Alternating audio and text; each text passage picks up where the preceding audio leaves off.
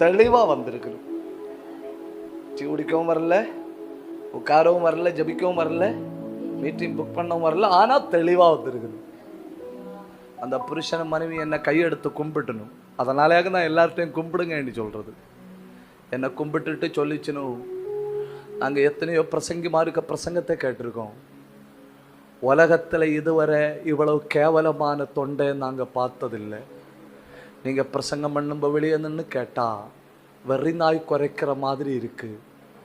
நாங்கள் ரிக்வெஸ்ட் பண்ணுறோம், இனி ஒரு இடத்துலையும் போய் பிரசங்கம் பண்ணாதுங்க.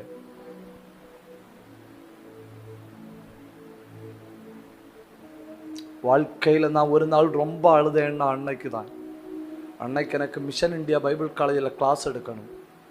நான் மனைவிட்ட சொன்னேன், நான் கிளம்புறேன், உங்களுக்கு டீயும் கொடுத்து காணிக்கையும் கொடுத்து அனுப்பிவிடு. நான் கிளம்பின வண்டியில் இருந்து கரெக்டாக 1.25 மணி நேரம் தான் அழுதேன். ஏன் அழுதேன்னு தெரியுமா? இந்த வரி நாய் குறைச்ச மாதிரி இருக்கிற தொண்டையும் அவர் பயன்படுத்துறார் இல்லையா?